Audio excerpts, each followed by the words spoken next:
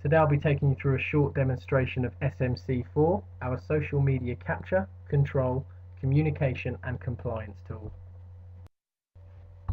And I'll be showing you how you can launch a complaints process in Advanced Case Manager from messages coming into social media using SMC4. Throughout the demonstration I'll be showing you how we can capture a complaint, how we can automatically respond to the customer when we recognize that they're complaining, how we direct that complaint to the correct department, resolve the complaint and present the case back to the customer. So the first thing we have to do is log into SMC4, which I've done here. From here we can navigate to the Unclaimed tab. Now the Unclaimed tab is a unified inbox for all social media messages coming into our site that so far haven't had any human interaction. From here we can navigate down and find a complaint. So here we have an example of someone who is complaining about the Hampshire Bank. They're very disappointed that they've agreed that they shouldn't pay bank charges or late fees, but have still been charged twice this month already and would like to make an official complaint. So the analytical tools built into SMC4 have analysed the text in this message, recognised that it's a complaint, and even though there's been no human interaction up until this point, we can see here that the message has already been replied to in real time. So we've replied to him, thank you for reaching out to us on Facebook, letting them know that we've launched a complaint for them and that we have an agent trying to resolve this as we speak. The customer has been replied to in the shortest amount of time possible because we have automated that response as soon as we've recognized that it's a complaint. And we know it's a customer because by clicking on their profile we can see that their account number is logged in SMC4, and we can then use that account number to index the complaints process in Advanced Case Manager.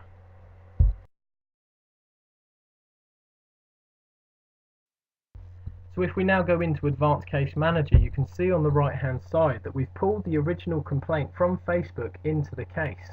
We've also pulled in the automated reply, so the resolution owner is fully aware of all contact that we've had with the customer so far. We've used the account number, which was available from SMC4, to index the rest of the information, so we now have the complaint reference number, the customer's name, a contact telephone number and a contact email.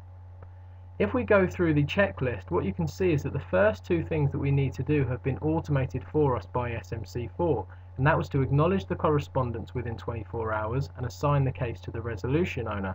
So the first thing we have to manually do is contact the customer by telephone. So we're contacting the customer by telephone to find out some more specific information on the complaint, and also to find out what we need to do to ensure that that customer is happy, so the conditions of satisfaction for that customer. So in this case we know the nature of the complaint, so we can input that here, and the conditions of satisfaction for this customer is to reply to them within 2 days.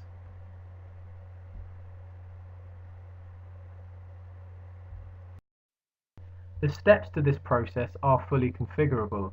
In this case we've set the complaint type to bank charges, we've agreed the deadline, and we've sent a letter to confirm the conditions of satisfaction with the customer.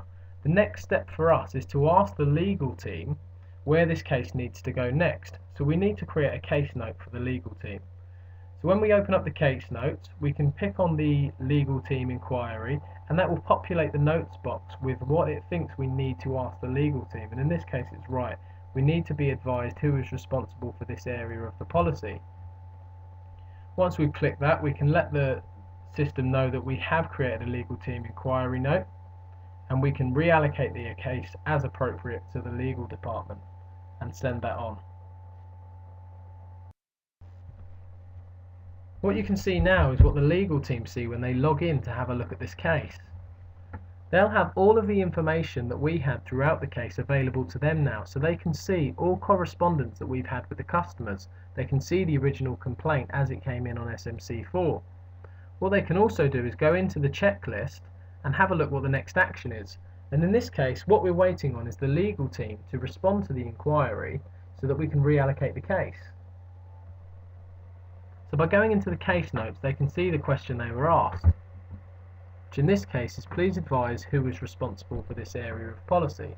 So the legal team will go away, they'll find out who's responsible for this area of policy, and then they'll create a case note legal response to answer that question, and in this case it's the commercial department in Leeds. Now that we know that the commercial department in Leeds is responsible for this area of policy, we know where we need to assign this case next. So the legal department can send that back to us, and we can then get in contact with the commercial department, assign this case to them to handle from here on. So the commercial banking department now need to decide whether the customer was justified in complaining or whether they were justified in charging the fees. And in this case, it was a change in terms and condition that has confused the customer into thinking he was charged fees unnecessarily. By looking at the case note that the commercial bank has added to the system, we can actually see what's happened. There was a change to terms and conditions on the 22nd of May. The customer was informed on the 23rd, and we verified that the address matches the case address, so we know that they've received that letter. So we can now go through the processes of closing down this case. So we need to say that we've rejected the case, it's been rejected by the commercial department, we've added that, and we now need to send a letter out to the customer to let them know that the case has been rejected and show them the relevant information. Once we've sent out that letter to the customers explaining why he was charged and reconfirming that change to terms and conditions, we can close the case down. As we start to close the case, the answers to the questions have allowed us to pre-populate the reason we're closing it, which is that bank charges do comply with the terms and conditions.